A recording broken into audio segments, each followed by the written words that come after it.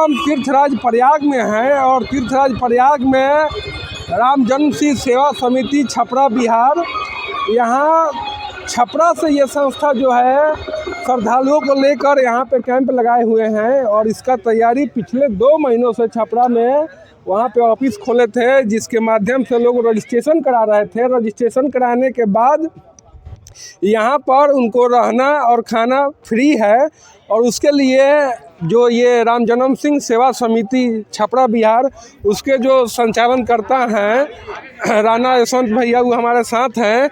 और देखिए कि यहाँ पे तीर्थराज प्रयाग में इतना बड़ा कैंप लगाए हैं और सनातन धर्म के प्रति इनका जो अपार आस्था है कि 2 महीना पहले से छपरा में अपना ऑफिस खोले मीडिया के माध्यम से, और इनके जो भी लोग करीबी हैं लोगों को प्रचार किए कि आप लोग भी संगम में चलिए और वहाँ पे रहना खाना जो भी आपको दिक्कत होगी उसके लिए हम हैं। और देखिए कि सनातन के लिए इतना करना छपरा के में पहली बार हम देख रहे हैं कि कोई जो छात्र राजनीति से कोई लड़का उभर कर और यहाँ तीर्थराज प्रयाग में भी ये अपना पढ़ाई लिखाई किए हैं।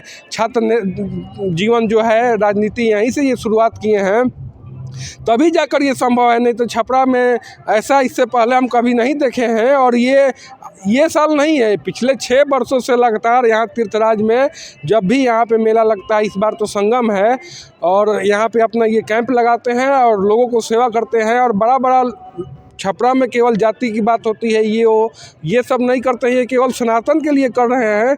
और भैया इसकी शुरुआत आप कैसे किए और ये कब आपके दिमाग में आया कि नहीं हमको कुछ अलग हट के करना है सनातन के लिए? देखिए, पहले तो महाकुंभ की इस पावन धरा पर आपका स्वागत करता हूं, क्योंकि आप छपरा से हैं और आप इस यहाँ पर पत्रकारिता अपने कर रहे हैं। यहाँ की व्यवस्थाओं को माघ मेला क्षेत्र से लेकर कुंभ मेला क्षेत्र की व्यवस्थाओं को हमने देखा और आपको जानकारी भी दूंगा।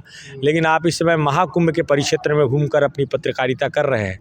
आपको बताना चाहता हूं कि ये जो हमारा कार्यक्रम है ये विगत 4 महीनों से चल रहा था और 2 महीना पहले आपको जानकारी मिली, क्योंकि आप वहां पत्रकारिता में हैं। जब मैंने मीडिया के रूप में सार्वजनिक किया कि मीडिया को भी जानकारी मीडिया को के रूप से जाए लोगों तक, तो हमारा प्रयास ये 2016 में जब मैं यहाँ से निकला, 2007 में मैं यूनिवर्सिटी इलाहाबाद में दाखिला लिया और 16 तक यहाँ पर छात्र राजनीति किया, छात्र संघ का नेता रहा। और तब भी मैं मेला का भ्रमण करता था, अपने यहाँ से आने वाले तीर्थ स्थान पे आने वाले श्रद्धालुओं का स्वागत और व्यवस्था में लगता था। तब मुझे इस चीज़ का अनुभव हुआ कि लोग यहाँ पर कहीं ना कहीं समस्याओं को जूझते हैं और अन्य प्रदेश में आने के कारण उन्हें लगता है कि हमारा यहाँ कौन है और ये हमारा प्रदेश नहीं है। हालांकि यद्यपि कि यह प्रदेश हमारा पड़ोसी प्रदेश है, यहाँ पर बेटी रोटी का संबंध है लोगों का, लेकिन इसके बावजूद भी लोग जब अपने क्षेत्र से बाहर निकलते हैं तो कोई अपनापन का भाव चाहते हैं।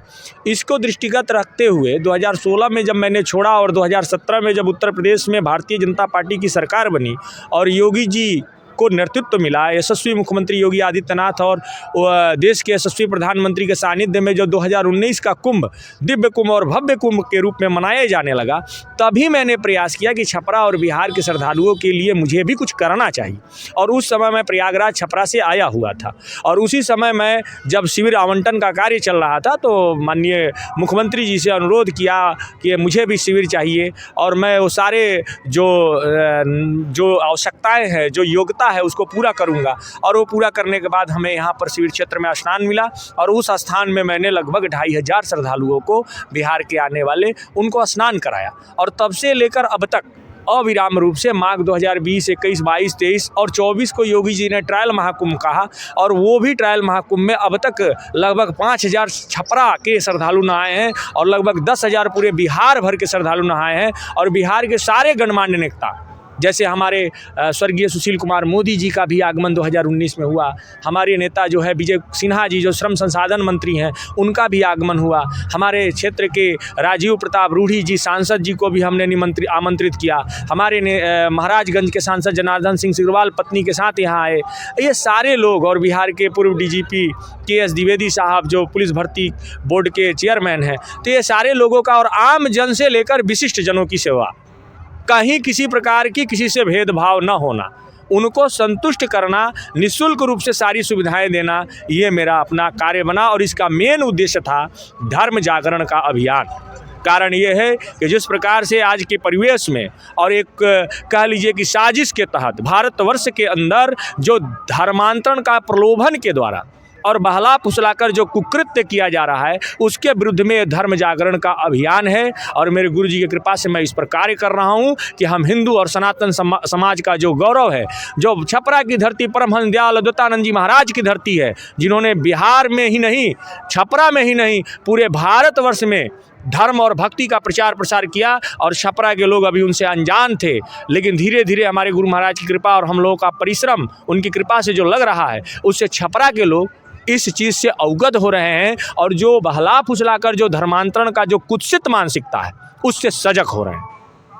और वास्तव में सनातन के प्रति जो इनकी आस्था है, देखिए कि छपरा से चलकर यहाँ पे कैंप लगाना और हर चीज़ को व्यवस्थित करना, खाना से लेकर नहाना, हर चीज़, सत्संग भी चल रहा है यहाँ पे। साधु संत 8-10 जो ऐसे हैं बक्सर से, हर जगह बिहार से जो भी मठाधीश हैं, विद्वान हैं, वो आए हैं और प्रवचन का भी कार्यक्रम चल रहा है, भजन वगैरह हर चीज़ है।